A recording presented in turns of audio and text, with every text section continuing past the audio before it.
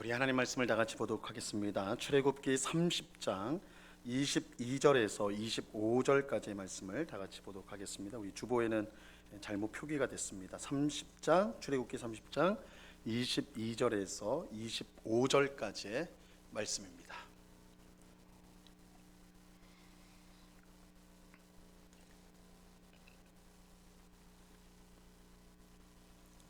출애굽기 30장 22절에서 25절까지의 말씀을 우리가 한 목소리로 다 같이 읽겠습니다. 같이 읽습니다. 시작. 여호와께서 모세에게 또 말씀하여 이르시되 너는 상등 향품을 가지되 액체 모략 500세겔과 그 반수의 향기로운 육개 250세겔과 향기로운 창포 250세겔과 계피 500세겔을 성소의 세겔로 하고 감난 기름 한 흰을 가지고 그것으로 거룩한 관유를 만들되 향을 제조하는 법대로 향 기름을 만들지니 그것이 거룩한 관유가 될지라. 아멘. 오늘 수요 성경 공부에 오신 우리 성도님들을 진심으로 환영합니다. 하나님께서 오늘도 귀한 은혜를 우리에게 주실 줄로 믿습니다. 우리 앞뒤 좌우로 우리 성도님 반갑게 인사하겠습니다. 사랑합니다. 축복합니다.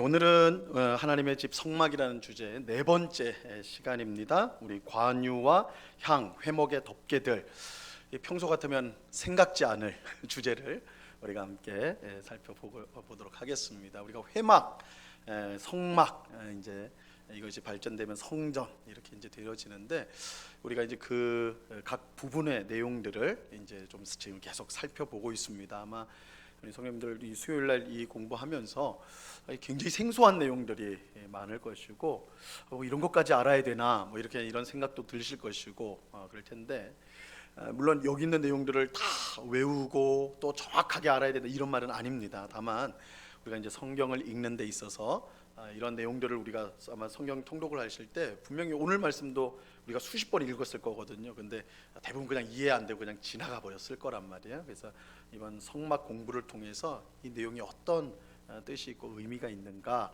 그 대략의 규모, 이 성막의 구성들 이런 것들을 머릿속으로 한번 생각해서 해본다면 우리가 성경을 읽을 때 훨씬 더 우리가 이해하는 이야기에 아주 좋은, 그래서 출애굽기 25장부터 40장까지 그리고 레위기의 제사 내용들 이런 것들이 사실 우리가 성경 읽을 때 참 난관인데, 그죠? 읽을 때 그 어려운 부분인데 이 공부를 통해 가지고 조금 더 우리가 성막에 대한 이해, 제사에 대한 이해를 좀 더 우리가 깊게 했으면 좋겠습니다. 자, 오늘은 관유, 향 그리고 회막의 덮개 이 주제인데요. 생소한 내용들입니다. 그러나 좀 내용을 한번 우리가 차근차근 보도록 하겠습니다. 첫 번째 이제 관유에 대한 내용입니다. 관유. 이 관유는 쉽게 말해서 기름입니다. 기름인데 이 관유라는 말 자체가 바른다는 뜻이에요. 그러니까 기름을 쫄쫄쫄 붓는 게 아니라 바르는 거예요. 부어서 바르는 거. 부어서 바르는 것을 관유라고 합니다. 자, 관유는 성막과 제사장의 기름 부음에 사용이 됩니다. 그래서 성막에 있는 기물들을 다 비품들을 만든 다음에 거기에다가 이 기름, 이 관유를 붓는 거예요. 바르는 거예요. 그리고 제사장을 세울 때, 위임할 때 이 기름을 부어서 붓는 겁니다. 바르는 거예요. 자, 이 관유는 거룩한 관유다. 우리 오늘 말씀해 보니까 25절에 거룩한 관유다 이렇게 이제 부르고 있습니다. 이 관유는 감람유라는 거 올리브유죠. 감람유의 다양한 향료를 섞어서 만든 아주 특수한 기름이라고 할 수가 있어요. 이 관유는 성막을 봉헌하고 제사장을 위임할 때 사용하는 최고급 기름입니다. 그래서 우리가 지금 성막에 대해서 살펴보고 있지만 다 최고급이에요. 좋은 걸로, 그죠? 특별히 하나님의 임재가 있는 내송소, 지송소 그리고 내송소에는 다 금으로 다 감쌌다고 그랬죠. 최고급 재료들이 사용되어지는데 이 관유도 마찬가지로 최고급 기름이라고 할 수가 있습니다. 자, 관유를 어떻게 만드는지 보시면 관유는 부어 바르는 기름을 뜻한다 이렇게 말했죠. 부어 바르는 기름이다. 관유는 감람유를 기본으로 해서 네 가지 향기로운 향품들로 구성이 되는데 액체 모략, 육개, 창포, 계피 이렇게 이제 사용이 되어져요. 근데 이제 중요한 것은 이 네 가지가 정확히 뭔지 파악하기가 어렵습니다. 오늘날 이게 어떤 건지 어떤 물품인지를 정확하게 아는 것이 어려워요. 자, 모략은 성경에서 황금과 유향과 더불어 가장 고가의 향품입니다. 그래서 이 모략은 우리가 어디서 많이 들어봤는데 싶으실 거예요. 그래서 황금, 유향, 모략, 이거 어디서 들어봤죠? 황금, 모략, 유향, 이거 어디서 들어보셨습니까? 동방에서 온 박사들이 예수님을 만나고 그 예수님에게 드린 예물이 바로 황금, 그죠? 유향, 모략이었어요. 모략, 여기 나오는 모략. 그러니까 동방에서 온 박사들이 예수님에게 예물을 줄 때 당시에 최고급 아주 귀한 것들을 드렸다라는 것을 알 수가 있고요. 참고로 예수님께서 어렸을 때 이제 헤롯 대왕이 예수님을 죽이려고 그랬잖아요. 유대인의 왕으로 태어났다, 동방 박사들한테 얘기를 듣고 죽이려고 하였단 말이에요. 그래서 예수님은 태어나자마자 이민이보다는 뭐라고 하죠? 피난을 가세요. 난민이 되셔요. 난민. 어디로 가냐면 이집트로 갑니다. 이집트. 애굽으로 내려가게 됩니다. 애굽으로 가서 헤롯 대왕이 죽을 때까지 애굽에서 있어요. 그런데 이 예수님의 아버지인 요셉과 어머님 마리아가 이 두 사람이 가난한 사람이었어요. 그거 어떻게 합니까? 예수님이 이제 태어난 지 8일째 되어서 할례를 받고 이제 이 할례를 받을 때 예물을 드리거든요. 예물을 드릴 때 비둘기를 드려요. 비둘기. 이 비둘기 예물은 가난한 사람이 드리는 예물이었어요. 가난한 사람들, 양이나 염소나 이런 것들을 드려야지 보통 사람들은 그렇게 했는데, 이 비둘기를 드렸다는 것은 굉장히 가난했다라는 것을 나타내거든요. 아니 근데 이 마리아와 요셉이 가난한데 어떻게 예수님과 함께 그 애굽에서 외국으로 간 거 아니에요? 외국으로. 어떻게 외국으로 가서 그 가난한 사람들이 뭘 먹고 살았나? 라고 했을 때 학자들은 대부분 이 동방에서 온 박사들이 준 이 예물, 황금, 유향, 모략을 아마도 팔아가지고 그 피난 자금으로 사용했을 것이다. 그래서 그냥 예물로서 끝나는 것이 아니라 하나님께서 예수님의 피난 생활까지 다 예비하신, 그러니까 우리의 인생 가운데 일어나는 모든 일들이요 그냥 일어나는 일이 없어요. 다 하나님의 귀하신 계획과 뜻 가운데 되어진다는 것을 알 수가 있습니다. 어쨌든 어린 예수님에게 바쳤던 예물, 그 중에 하나가 이 모략이에요. 굉장히 귀한 것이다. 또 육계가 나오는데, 이 육계는 아마 계피의 일종으로, 시나몬이라고 그러죠. 계피의 일종으로 추정이 되고, 창포와 계피는 불확실해요. 오늘날 어떤 걸로 연결시켜야 될지 몰라요. 그냥 이렇게 창포, 계피라는 것으로 우리가 번역을 한 것이지 실제로 이게 뭐냐는 우리가 알 수가 없습니다. 분명한 사실은 이 네 가지 향품으로 만든 기름은 매우 고가, 아주 비싼 것이었다, 귀한 기름이었다라는 것입니다. 자, 관유를 제조할 때 재료의 양이 어느 정도 되느냐? 오늘 우리가 읽은 말씀에 보면 그 양이 나오죠. 모략이 500세겔이다. 500세겔인데 1세겔은 약 11.4g입니다. 그 500을 곱해 보면 약 6kg가 나와요. 6kg. 그리고 육계는 250세겔, 3kg. 창포는 250세겔, 3kg. 계피는 500세겔, 6kg. 이것만 하면 몇 킬로예요? 우리 산수도 좀 잘 해야 돼요. 수요성 공부에서. 왜? 18kg, 그죠? 18kg. 그리고 감람료가 1흰이 써졌는데 1흰은 3.6리터. 3.6리터예요. 3.6. 그러니까 생수병 1리터짜리 생수병 3개를 합친 거, 그거보다 좀 더 많은 거예요. 3.6리터. 그러니까 18kg의 그 재료에다가 3.6리터의 감람유를, 기름을 부어서, 아마도 이게 이제 정확하게는 나오지 않지만 이 랍비들의, 유대 선생들의 글의 기록에 의하면 그걸 끓였다고 그래요. 끓여가지고 이제 기름을 만들었다고 하는데, 그 엄청난 양이 있었겠죠. 엄청난 양이. 18kg의 이 가루에다가 기름 3.6리터를 섞어서 끓여가지고 만든 기름이었으니까 양이 상당했을 거예요. 굉장히 많았을 거란 말이에요. 왜 그렇게 많았냐? 이 사용 용도가 성막의 모든 비품에 부어서 바르는 거예요. 그리고 제사장이 세웠을 때 또 발라야 되고, 부어서 발라야 되고, 그러니까 모든 비품을 다 그렇게 하려면 상당히 많은 양의 기름이 필요했을 것이다. 그래서 이렇게 이제 많이 만든다는 걸 알 수가 있습니다. 자, 관유를 사용하는 방법을 보면요, 1번, 관유는 부은 다음 발랐습니다. 부은 다음에 발랐어요. 성막 봉헌식에서 관유를 성막의 모든 비품과 시설물에 부어 발랐고, 이로 인해 모든 물건이 거룩해졌습니다. 모든 물건이 거룩해졌어요. 두 번째, 성막 봉헌실이 아니라 봉헌식입니다. 봉헌식 날에 제사장 위임식도 동시에 진행이 되었는데, 이때 관유를 모든 제사장에 부어 발랐습니다. 제사장인 아론과 그의 아들들의 머리 위에 관유를 부어 발랐고 제사장 옷에 관유를 뿌렸습니다. 이로 인해 제사장들이 거룩해졌습니다. 그래서 물건도 관유를 부어 발라서 거룩하게 하고 제사장도 부어서 바름으로 거룩해졌어요. 그리고 이후에 제사장은 죽으면 또 세워져야 되잖아요, 그죠? 아론의 자녀들이 계속 후손들이 제사장을 세워졌는데 제사장을 세울 때마다 기름을 부어서 이렇게 세웠습니다. 다음 장으로 넘어가시면요, 이 관유를 부어 바르면 물건과 사람이 거룩해졌어요. 그렇다고 관유 자체에 거룩하게 하는 능력이 있었던 건 아니에요. 그러니까 이 관유라는 게 어떤 성물 그 자체에 어떤 힘이 있어가지고 그것을 누구에게나 바르기만 하면 거룩해지는 그런 것은 아니었다는 거예요. 모든 것을 거룩하게 하는 근본적인 힘은 하나님께 있어요. 그러니까 하나님이 거룩하게 하는 거지 기름이 거룩하게 하는 건 아니에요. 그래서 기름은 하나님이 성막의 모든 비품과 제사장을 거룩하게 하는데 사용되는 도구일 뿐이지, 수단일 뿐이지 기름 자체가 그런 것은 아닙니다. 그래서 우리가 그런 것들을 좀 기억할 필요가 있어요. 자, 이것은 이런 교훈들이요 성경 도초에 있습니다. 하나님의 언약궤가 뭐라고 그랬죠? 지성소 안에 있는 유일한 비품이라고 그랬죠. 그 안에 이제 박스가 있고 그 위에 속죄소가 있다고 그랬습니다. 그 속죄소는 하나님이 임재하시는 곳이고 하나님의 보좌고 하나님의 발등상이라고 그랬어요. 하나님이 그곳에 임재하는 곳이에요. 이 언약궤라는 게 하나님이 임재하는 곳이에요. 이스라엘 백성들이 그렇게 생각했어요. 이 지성소 안에 보좌 위에 하나님이 항상 계신다. 그 속죄소 위에, 그 법궤 위에 하나님이 항상 계신다고 생각을 했어요.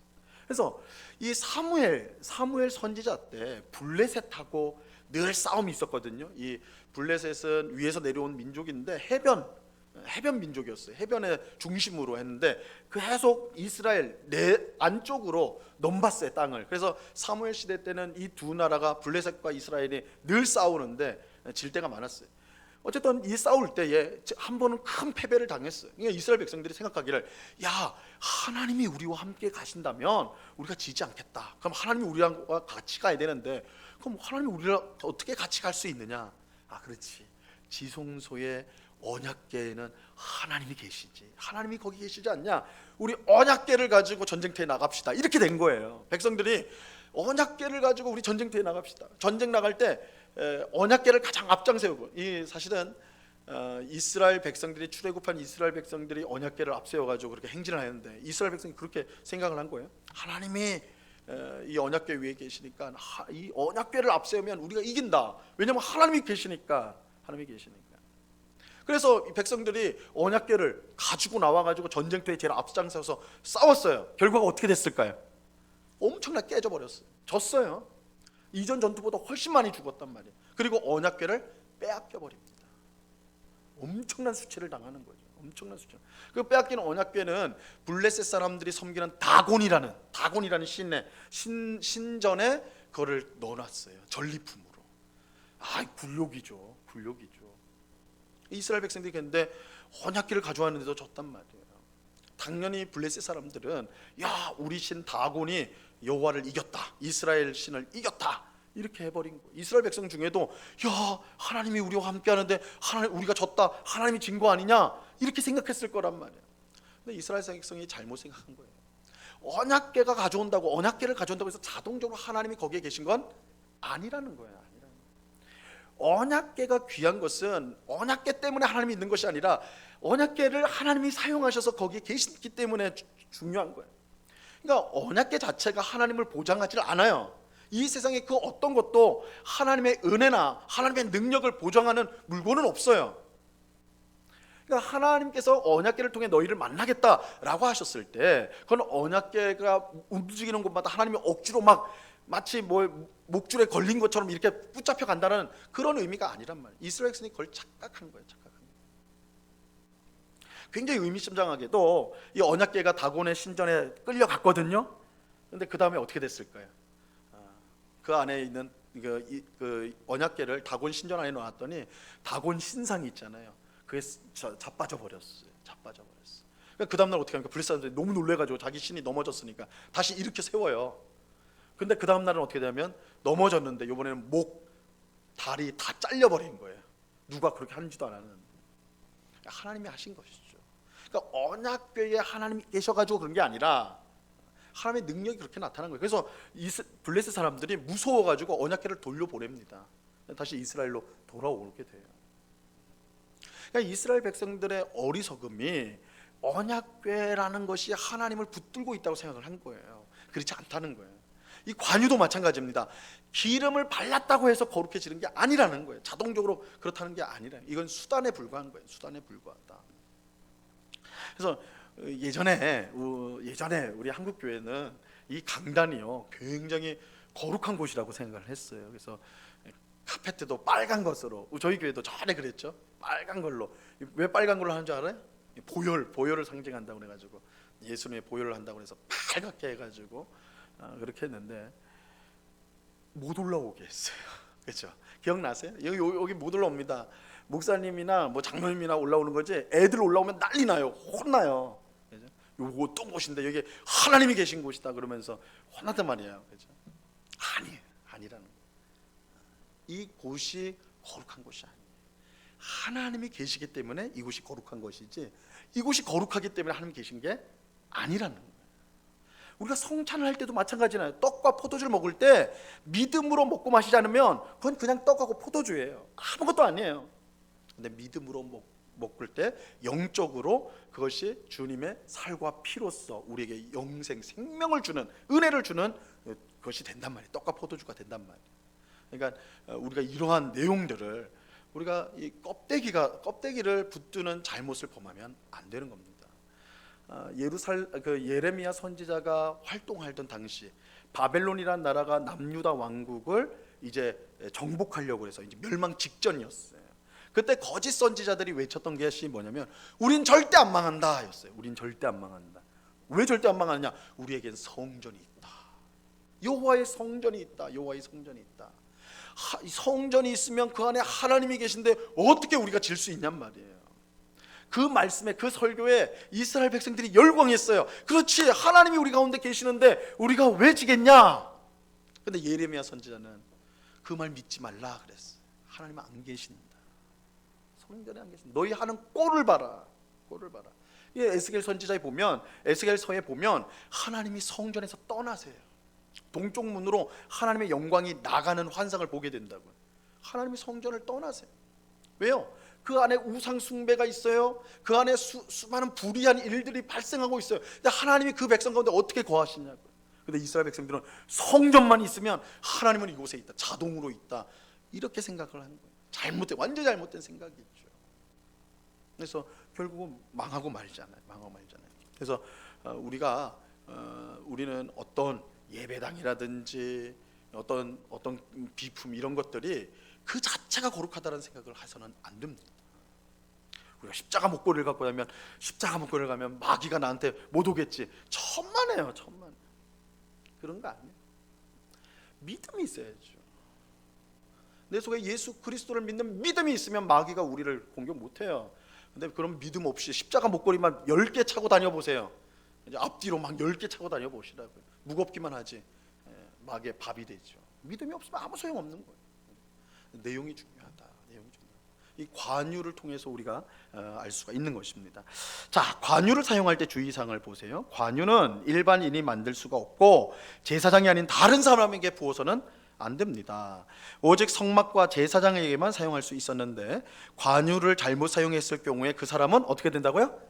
끊어져 버려요. 근데 이 끊어진다, 백성 중에 끊어진다라는 표현은 이게 정확하게 어떤 의미인지를 사실 성경에 많이 나옵니다. 이 율법의 어떤 조항을 어기면 그 백성 중에서 끊어지리라 이렇게 되는데 이 정확하게 끊어진다는 게 뭘까 했을 때 몇 가지 이제 우리가 생각할 수가 있는데, 첫 번째는 즉각적으로 죽는 거, 죽임을 당하는 거. 하나님께서 이제 그 심판을 하시는 직접적인 심판을 의미할 수도 있고, 아니면 빨리 죽는 거죠. 빨리 이른 죽음을 당하는 거, 혹은 대가 끊어지는 거. 이제 자녀나 후손에서 끊어지는 거, 혹은 공동체로서 이스라엘 백성 안에서 추방당하는 거, 아마 이제 한 이 네 가지 정도의 중에 하나일 것이다, 이렇게 추론을 하는데 어느 쪽인지는 정확하게는 알 수가 없습니다. 뭐 이게 네 가지 중에 하나일 수도 있고 뭐 중복될 수도 있을 거예요. 자, 근데 여기서 이제 우리가 좀 생각해봐야 될 게, 보세요. 제사장에게 기름을 부어서 바릅니다. 그래서 거룩해진다고 말을 하고 있어요. 거룩해지는데, 자, 기름을 붓는 것을, 이거를 이제 마사라고 그래. 마사, 이 단어가 붓는다, 기름을 붓다 할 때, 붓는다 할 때 마사인데, 이 마사에서 나온 히브리 단어가 메시아입니다. 메시아. 그래서 메시아는 기름을 부음 받은 자가 메시아예요. 이렇게 보면 제사장은 뭐예요? 메시아입니다. 제사장이 메시아예요. 제사장. 근데 구약 성경에 기름을 부어서 세웠던 사람들이 제사장만 아니었어요. 또 누구를 세워요? 왕이요, 왕. 사무엘 선지자가 이새의 집에 갔을 때 이새의 아들들에게 이제 하나님이 가라고 해서 그 중에 왕이 있다고 그랬어요. 뭘 들고 가냐면 기름을 가지고 오시죠. 그래서 기름을 부어서 왕을 세웠습니다. 그러니까 왕도 메시아예요, 메시아. 그 다음에 하나님의 말씀을 받아서 전하는 선지자, 사람을 선지자라고 하는데, 그 선지자도 기름을 부어서 세웠습니다. 그 사람도 메시아예요. 그러니까 우리가 이제 메시아라고 하면, 우리가 이제 시작 백성인 우리는 예수님만 딱 생각을 하겠지만, 구약적 의미에서 보면 기름 부음 받은 사람들이 다 메시아입니다. 그 메시아가 선지자, 제사장, 왕, 이 세 직분이 다 메시아예요. 기름 부음을 받아서 거룩하게 된 사람이에요. 근데 보세요, 여기서 이 거룩하게 된다는 말, 여러분, 기름을 발라가지고 거룩하게 되었다라고 할 때 이 거룩하다는 뜻이 뭘까요? 기름을 부어서 거룩하게 했다, 거룩하게 한다 하잖아요. 물품에, 그 성막에 있는 물품에 기름을 부어서 발라가지고 거룩하게 했다. 제사장에게 기름을 부어서 거룩하게 했다. 이 거룩하게 했다는 뜻이 뭘까요? 거룩하게. 우리가 그런 말 교회 안에서 많이 쓰죠. 거룩한 삶을 살아야 된다. 거룩하게 해야 된다. 이 뜻이 뭘까요? 거룩하다라는 게. 이런 게 어려워요, 그죠? 많이 쓰는데 정확하게 물어보면 이건 뭐냐, 그죠? 거룩한 밤 이런 것만 생각이 나지, 그죠? 이 뭘까? 성경에서 거룩은요, 원래 의미는 떨어뜨려 놓는 거예요. 분리인데, 그래서 이제 보통 그렇게 많이 설명을 할 거예요. 떨어뜨리고 분리된 거를 거룩하다 그런다. 하나님, 그러니까 세상으로부터 분리돼서 이제 하나님 것으로, 그죠? 하나님 편에 선 걸 거룩이다 이렇게 표현할 텐데, 더 정확하게 말하면 거룩은요, 하나님 것으로 구별된 걸 말하는 거예요. 하나님의 쓰임을 하나님께 쓰여지도록 하는 것, 이게 이제 거룩이에요, 거룩. 그래서 성경에서 거룩은 하나님의 것, 그리고 하나님의 쓰시는 것으로 구별되는 것, 성별되는 것을 이게 거룩이라는 말을 쓰는 겁니다. 그러니까 제사장에게 기름을 부었다라는 것은 무슨 뜻이에요? 하나님의 일을 하도록 세워졌다라는 거예요. 비품에 기름을 부었다는 것은 하나님의 일, 하나님을 위해 구별된 도구라는, 구별된 도구. 자, 그래서 이게 이제 거룩의 의미가 이제 그런 것인데, 근데 보세요, 우리가 예수님을 뭐라고 그래요? 예수, 그 뒤에 뭐라고 붙입니까? 예수 그리스도, 그죠? 이 그리스도라는 말은 이 메시아가 히브리어로 기름 부음 받은 자라면, 그리스도는 신약 언어인 헬라어로 기름 부음을 받은 자라는 뜻이에요. 그러니까 예수 메시아, 사실은 예수 메시아, 예수 그리스도 같은 뜻이에요. 그러니까 예수는 그리스도다, 예수는 메시아다. 그러니까 예수님은 기름 부음 받은 자예요. 기름을 부어 받았어요. 그래서 예수님은 기름 부음 받은 자인데, 그러니까 기름 부음 받았다라는 건 세 가지 직책이 있는 거예요. 선지자, 제사장, 왕.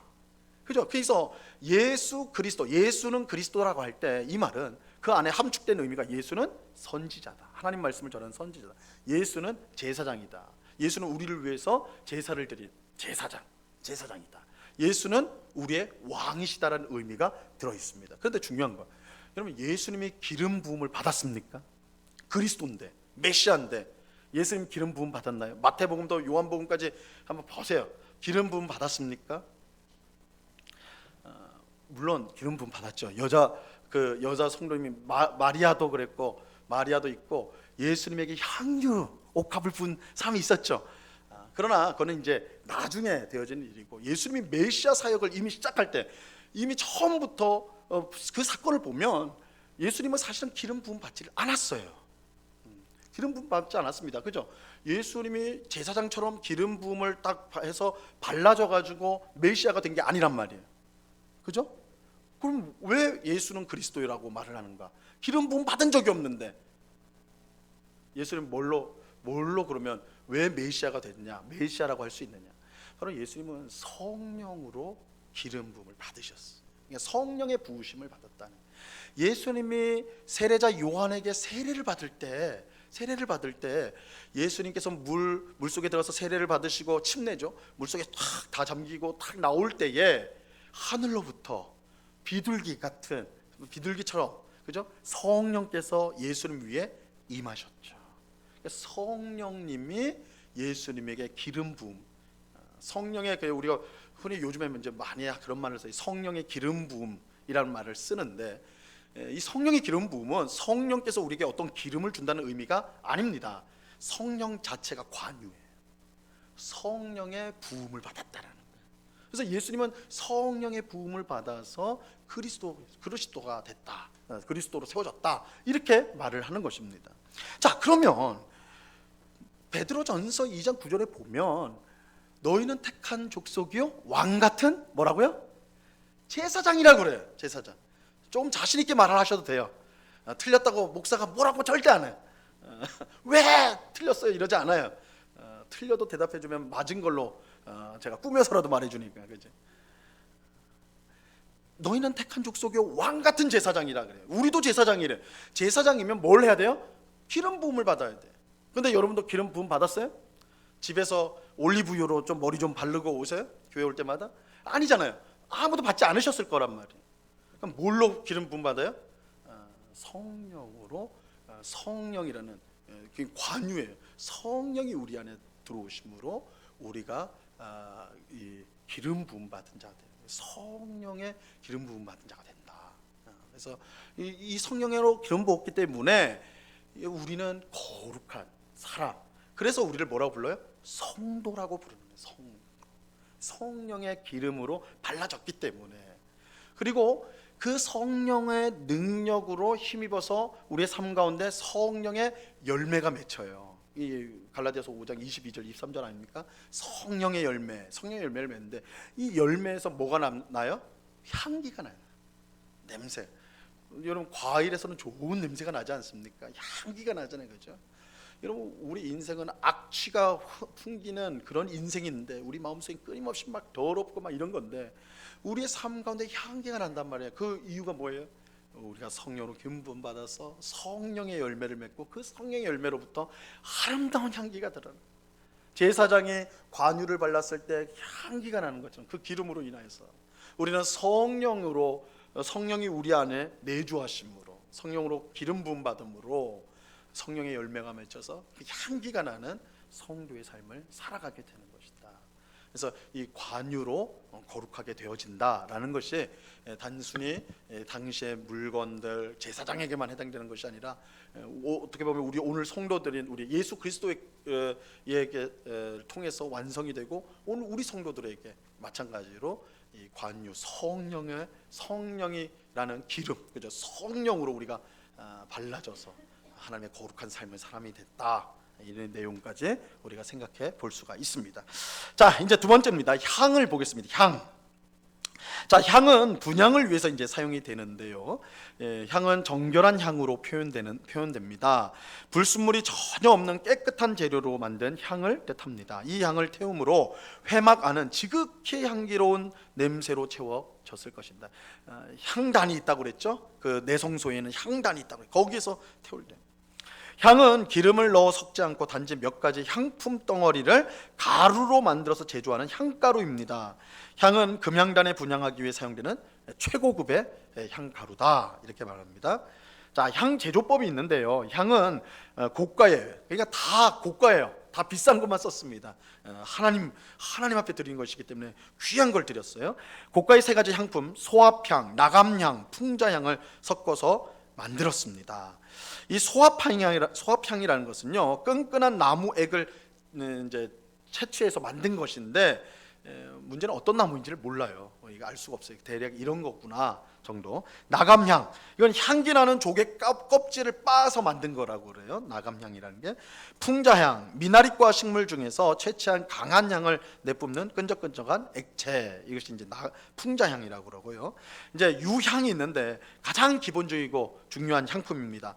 이 아라비아 지역에서 자생하는 보스웰리아라는 나무의 진액을 채취해서 건조시켜서 만든 딱딱한 향품이에요. 자, 이 향에 소금을 쳐서 성결하게 하라는 말씀이 있어요. 소금을 쳐라. 근데 이 말은, 소금을 쳐서 성결하게 하라는 말은 소금을 치니까 그 소금의 효과로 성결해진다라는 뜻이 아니에요. 제가 말씀드린 대로 어떤 물건 자체에 어떤 효능이 있다라고 아니에요. 그죠? 그래서 그게 아니라 소금을 친 전체 향품을 성결하게 만들라는 뜻이 됩니다.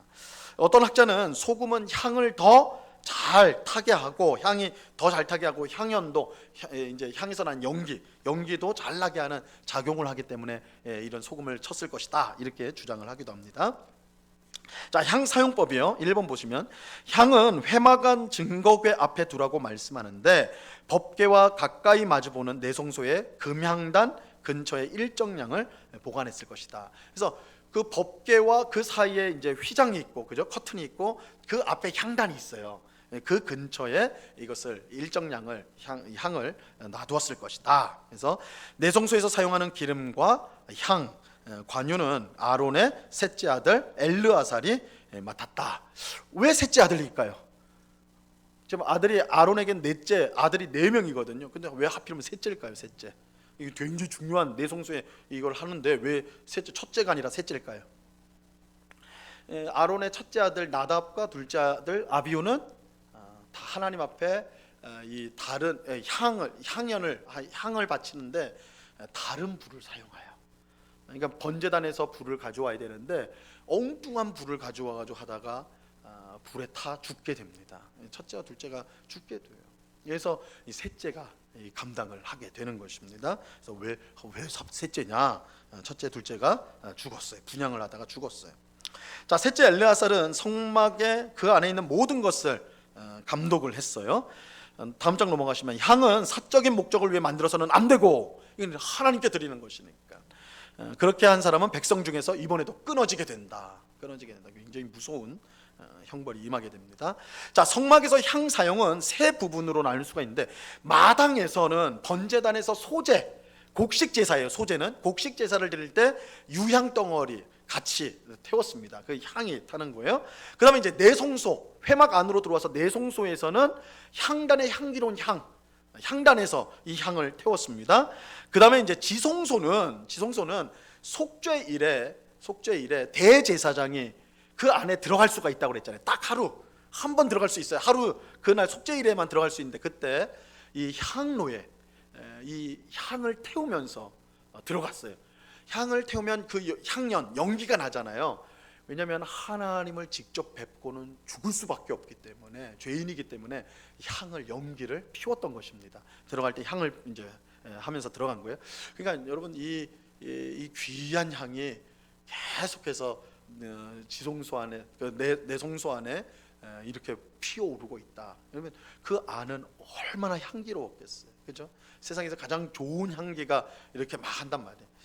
요즘에는 이제 현대에는 요즘에 하도 향수를 많이 뿌리니까 좋은 향수들이 많잖아요. 그래서 뭐 남자들은 별로 그게 없는데, 땀 냄새가 나지 뭐 별 그게 없는데, 여자분들이 지나가면 얼마나 몇 미터 떨어졌는데도 냄새가 날 정도로, 향이 날 정도로, 냄새라고 하면 좀 이상하고 향기가 날 정도로 그렇게 하는데, 이 성막이 만들어질 때 모세 때라고 하면 지금부터 약 한 3,400년 전입니다. 엄청나게 오래전이에요. 그러니까 그 당시에 이런 향수나 이런 게 어디 있겠습니까? 뭐 제대로 목욕도 못했을 텐데, 위생이라는 게 굉장히, 그죠? 지금으로 보면 정말 뭐 이게 연례 행사였을지도 모르겠어요. 목욕하는 게 이게 제대로 되지 않았단 말이에요. 비누나 뭐 세정제 뭐 이런 것들이. 그러니까 몸에서 얼마나 냄새가 났겠고, 집이나 어느 곳에 있어나 이 악취가 있었을 거예요. 다만 다 그러니까 모르는 거죠. 오늘날 우리가 그때 모세 때로 가가지고 산다면 아마 냄새 때문에 못 살 거예요. 아이 난 냄새 모세고 뭐고 난 필요 없다 그러고 못 살 거란 말이에요. 냄새가 너무 나가지고 이 굉장히 그러니까 지금처럼 우리는 하수도 관리나 화장실이나 이런 게 다 구비가 돼 있기 때문에 악취가 별로 없어요. 우리가 고속도로 갈 때 창문 창 열으면 막 향기가 나는 거 있잖아요. 그죠? 뭐 퇴비 같은. 그러면 그거 어떻게 해요? 바로 문 닫아 버리잖아요. 아 이게 무슨 냄새야 하고. 그죠? 그게 항시 있다고 생각을 해보세요. 그런 환경이란 말이에요. 그죠? 그런 환경 속에서 이 하나님이 거하시는 내성소, 지성소에는 세상에서 가장 맡을 수 없는 정말 아름다운 향기가 가득 차 있다. 가득 차. 그것이 너무나 향기로워. 그죠? 냄새가. 그래서 하나님의 임재의 아름다움이 얼마나 복된가, 아름다운가, 위대한가를 드러내는 것이다. 그래서 그것이 향기로 가득 찬 곳이었다. 이것들을 우리가 이제 생각해 볼 필요가 있습니다. 자, 이제 세 번째 보겠습니다. 회막의 덮개들을 볼 텐데요. 여러분 이제 나눠드린 유인물에 보면 이제 그림이 나오죠. 그래서 이게 그 성막 안에 이제 건물이에요. 회막 보통 이제 회막이라고 하는데 이 안으로 들어가면 이제 내성소가 있고 그 더 안으로 가면 지성소가 있는데 자, 그림을 한번 보시면서 설명을 들어보세요. 회막은 최대 4겹의 덮개로 덮였습니다. 최대 4겹으로. 그래서 재료가 뭐냐면 여러 가지 실, 그다음에 염소털 실, 그다음에 순양의 가죽과 해달의 가죽 이 4가지예요. 4가지. 그래서 처음에는 보시면 삼색실 앙장막이라고 이제 쓰여 있어요. 이 삼색실로 이제 3가지 색깔의 실을 가지고 그것을 짜는 거예요. 짜가지고 이제 자수로 하는 거죠. 꼼꼼히 짜가지고 만드는데 그 짤 때에 문양을 넣습니다. 모양을 천상의 존재인 그룹의 모양을 이제 넣게 되는데요. 그래서 문양을 새겨가지고 만들고 또 한 가지는 이제 이제 염소털 실로 만들고 또 이제 또 다른 것은 이제 가죽입니다. 가죽으로 하는데 순양의 가죽과 해달의 가죽으로 이렇게 하는 거예요. 이 가죽을 왜 덮었는가?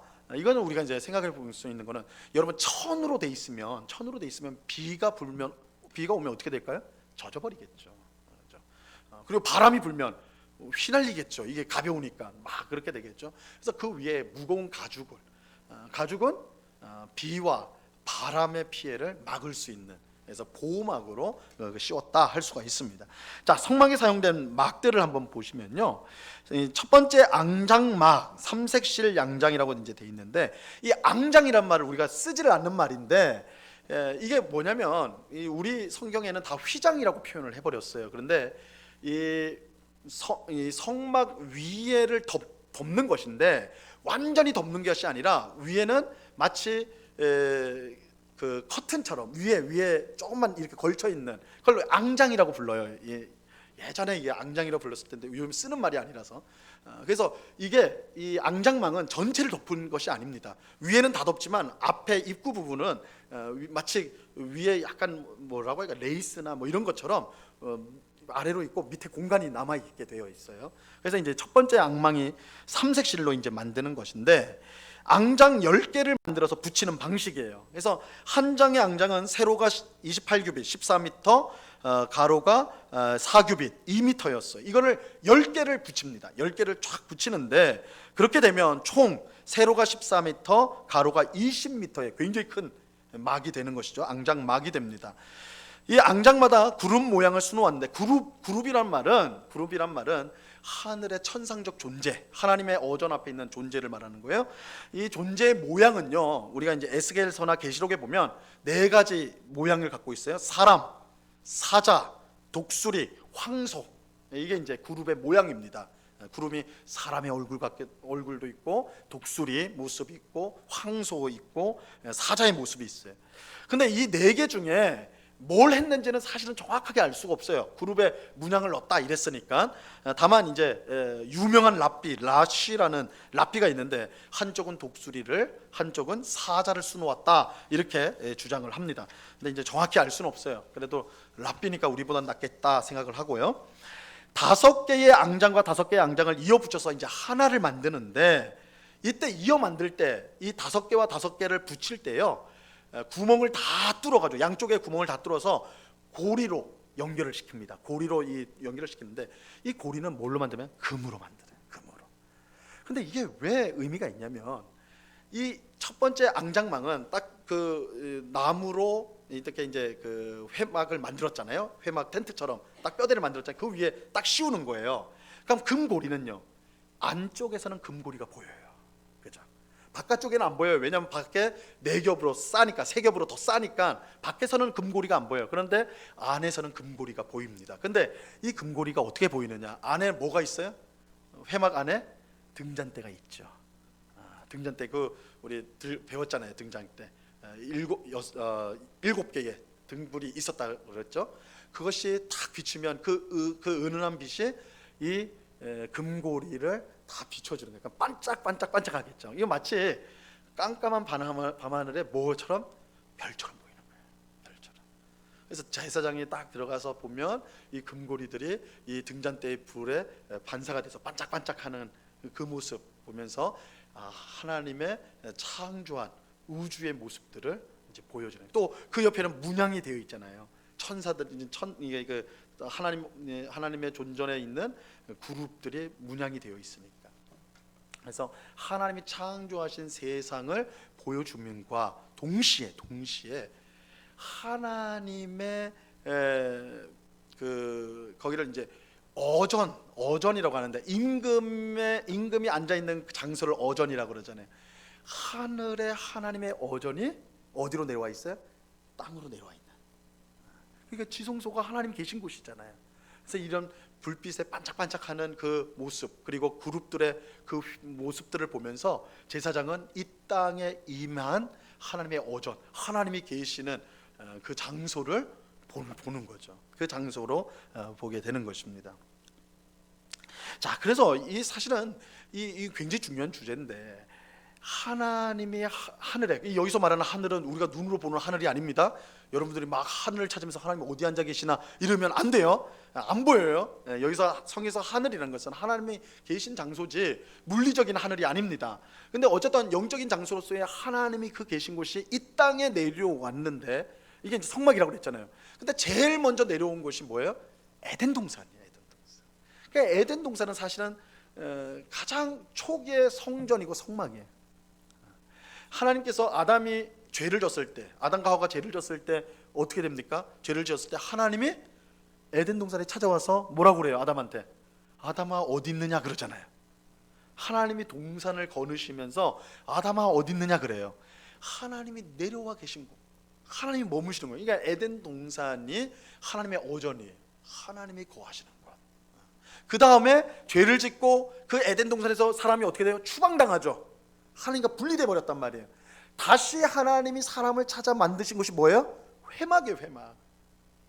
그래서 하나님이 다시 사람들 사이에 들어와 가지고 내가 너희와 함께 할 거야, 이렇게 하는 게 회막이에요. 회막. 그리고 그 회막은 이동식, 그죠? 계속 옮겨 다녔어요. 옮겨 다니다가 한 곳에 딱 고정된 게 뭐예요? 성전을 세우잖아요. 그죠? 성전. 그런데 회막도 그렇고 성전도 그렇고 그것이 이스라엘 백성을 하나님의 백성으로 변화시켰나요? 아니, 실패했죠. 망했잖아요, 이스라엘이. 그죠? 성경도 파괴됐거든요. 그랬을 때 하나님께서 완전히 새로운 성전을 주세요. 완전히 새로운 성전. 그거는 건물, 텐트도 아니고 건물도 아니고 뭐예요? 예수 그리스도예요. 예수님이 성전이에요. 예수님이 성전. 그래서 요한복음 1장 14절, 요한복음 1장 14절 굉장히 중요한 말씀인데, 말씀이 육신이 되어 우리 가운데 거하심에 라고 그래요. 이 거하신다는 말이요, 텐트를 친다는 말이에요. 텐트를 친다. 텐트 하면 딱 생각나는 게 뭐예요? 성막이요. 성막. 예수님이 이 땅에 오셔서 뭐가 되셨어요? 성막이 되셨어요. 그래서 요한복음 2장 바로 그 다음 장이죠. 그 다음 장에 뭐라고 해요? 예수님이 이 성전을 헐라 내가 3일 만에 세우리라 그러잖아요. 그러면서 3일 만에 세운다는 건 뭐라고 그랬어요? 자기 육체라고 그랬죠. 예수가 성전이다 그러잖아요. 예수가 성전이다. 빌립이 예수님에게 아버지를 우리에게 보여주십시오 라고 했을 때 예수님 뭐라고 해요? 나를 본 자는 아버지를 봤다 그러죠. 예수님이 성전이에요. 예수님을 본 자가 하나님 본 자예요. 그러니까 완전히 새로운 성전이에요. 완전히 새로운 성전. 이게 이제 연결되는 거예요. 그래서 에덴 동산, 성막, 성전, 예수 그리스도께서 완성이 되는 거예요. 예수 그리스도의 완성. 자, 이제 두 번째 앙장막을 보시면요, 이건 염소털로 됐습니다. 그러니까 그 삼색실로 만든 것을 씌운 다음에 그 위에 염소털로 만든, 그걸 염소털로 짠 앙장막을 그 위에 씌운 거예요. 그 위에. 이거는 이제 훨씬 저렴한 거예요. 첫째보다는 염소털로 뽑은 거니까. 그런데 이거는 첫 번째 앙장막보다는 더 깁니다. 그러니까 그 위를 덮는다는 뜻이죠. 더 이제 하나가 더 많은 11장으로 돼 있어서 더 길어요. 완전히 덮을 수가 있는 것이에요. 이때 고리는요, 첫 번째 앙장막은 고리가 뭘로 됐다고 그랬어요? 금으로 됐다고 그랬죠. 반짝반짝 한다고 그랬잖아요. 근데 두 번째는 노수로 됐어요. 싸구려를 썼단 말이에요. 왜 그럴까요? 이건 어차피 안 보여요. 그죠? 그 사이에 들어가는 거기 때문에 안에도 안 보이고 밖에서도 안 보이기 때문에 그렇게 낮은 것으로, 가치가 덜한 것으로 했다라는 것을 알 수가 있습니다. 자, 세 번째와 네 번째 덮개를 보시면 두 장의 이제 가죽 덮개인데, 회막을 덮는 세 번째 덮개는 붉은 물들인 순양의 가죽이다. 그리고 네 번째 덮개는 해달. 이게 이제 해달이 정확하게는 듀공이라고 말씀을 드렸습니다. 듀공이라는 거는 한번 인터넷에 쳐보시면 인어처럼 생겼다 해서 이게 듀공인데, 보면 인어보다는 돼지 가까운데 어쨌든 딱 생긴 게 그래요. 이 듀공의 가죽일 것이다. 우리 번역할 때는 이렇게 이제 해달이라고 번역을 했습니다. 자, 문제는 두 가족이 아니라 가죽이에요. 가죽 덮개에 대해 성경이 그 크기나 제조 방법, 덮는 방식 등을 설명해 주고 있지 않습니다. 그래서 얼마나 긴지, 이게 이제 다 덮을 정도인지 일부만 덮은 정도인지 알 수가 없어요. 사실은 정확히 알 수가 없습니다. 그래서 어떤 학자들은 다 덮을 것이었다라고 이제 말을 하지만 알 수가 없는 거예요. 다만 가장 합리적인 것으로 보면 이 세 번째 그 순양 가죽으로는 전체를 덮었을 거라고 봐요. 순양 가죽으로는. 그야말로 왜냐하면 비와 바람 때문에 그걸 막기 위해서 전체를 덮었을 것이다. 그럼 마지막 이 듀공의 가죽, 바다에서 나는 거는 귀한 거잖아요. 이거는 전체를 덮었을 수도 있겠지만, 어떤 사람은 그렇게 주장을 해요. 근데 이거는 아마도 일부만 덮어서 겉에서 봤을 때 아름다운, 그러니까 포장을 하는 그 역할을 하지 않았을까, 그렇게 이제 생각을 하는데, 근데 이거는 이제 정확히 알 수가 없어요. 자, 여기서 보면 제일 먼저 덮었던 삼색실 앙장막이 제일 비싸요. 왜냐하면 실인데 염색을 했으니까 삼색이 나오잖아요. 그죠? 파란색, 보라색 이렇게 해서 이제 삼색이 나오는데, 이 염색을 했기 때문에 염색은 무조건 비싸요. 오늘날에는 뭐 화학 염료가 많아가지고 샀지만 당시는 다 천연 염료이기 때문에 너무너무 비싼 거예요. 그래서 제일 비싼 걸로 앙장막을 씌우고, 그 다음에 염소털인데, 염소털은 사실은 가치가 낮은데 그 왜 그럼 두 번째냐? 그거를 다 자수를 다 꿰은 거 아니에요. 그 큰 거기를. 그러니까 굉장히 비쌌을 것이다. 그것도 인력 폼이 엄청 들어갔으니까. 그 다음에 이제 뭐가 됐어요? 그 양 가죽이죠. 근데 양 가죽은 사실 듀공보다 훨씬 쌀 거란 말이에요.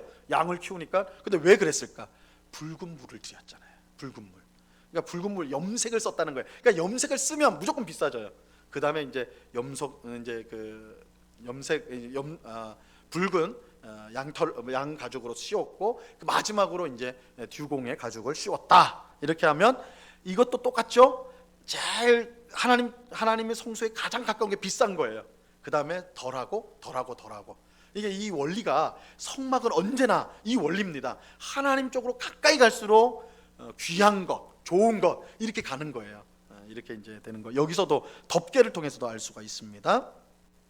자, 3번 앙장막의 덮개와 기능을 보면요, 이 앙장막의 덮개는 첫 번째는 외관상의 아름다움을 보여주고, 그 다음에 이제 실질적으로는 방수와 방풍, 비를 막고 바람을 막는 것. 세 번째는 이 하나님이 임재해 계시는 지극한 거룩한 곳이 밖으로 노출되지 않도록 이렇게 덮개를 하였다. 그래서 이런 기능들을 하였다고 할 수가 있습니다. 자, 2번을 보시면 앙장막과 덮개의 색깔에 대한 지나친 해석을 조심해야 됩니다. 가령 붉게 물들은 염소털 가죽을 염소털 가죽을 불다는 이유로 예수님의 십자가 보혈을 상징하는 것으로 해석하는 것은 근거가 없다.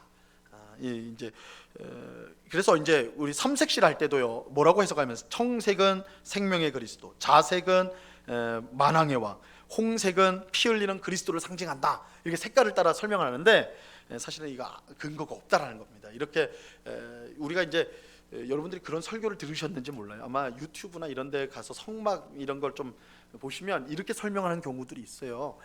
그 나중에 이제 우리가 또 뒤에서 나중에 배우겠지만 그 제사장의 옷, 에봇이라고 앞에 이제 붙이는 것이 있는데 12보석이 붙어요. 이제 청보석, 녹보석 막 이런 거 엄청나게 이제 12개의 보석이 이스라엘을 상징하는 12보석이 붙는데 저도 한번 본 적이 있어요. 이 보석 하나하나 가지고 의미를 끌어내더라고. 이것은 무엇을 의미하고 무엇을 의미하고. 근데 그것이 근거가 없습니다. 왜냐하면 그 보석이 오늘날 우리가 아는 보석과 연결이 정확히 되지가 않아요. 그러니까 우리가 번역을 할 때 이렇겠지 하고 번역을 했지 실제로 그 보석과 이 보석은 다릅니다. 알 수가 없어요, 정확하게. 그러니까 그렇게 1대1로 되지도 않는데 여기에 무슨 의미가 있다 해버리는 것은 굉장히 위험한 해석이 돼버려요. 그래서 여러분들이 성막에 대한 성경 공부를 하거나 어떤 설교를 듣거나 뭐 또 영상을 볼 때에 하나하나 가지고, 그죠? 이것은 염소털, 붉게 물들인 염소털 하면서 이거는 예수님의 피로 덮어졌다 막 이렇게 은혜로 놓은데, 은혜스럽긴 한데 따지고 보면 근거가 없다. 그래서 우리가 이제 우리가 성막을 공부할 때 우리가 특별히 조금은 건조하죠. 사실은 한 개 한 개 하면서 이게 예수님의 피를 상징합니다, 이게 하나님의 영광을 상징, 이렇게 하면 딱딱 들어오긴 할 텐데, 근데 실제로 연구를 해보면 그것이 직접적인 연결고리가 없다. 그리고 우리가 성막에 대해서 성경이 말씀하는 것만큼 알 수가 있기 때문에 확정적으로 우리가 이게 이거다라고 말할 수 없는 부분도 너무 많아요. 그래서 우리가 성막을 해석할 때도 그런 부분은 조심해서 보아야 된다, 이런 것을 마지막으로 말씀을 드립니다. 오늘은 관유와 향과 회막의 덮개들에 대해서 함께 살펴보았습니다. 기도하고 마치겠습니다.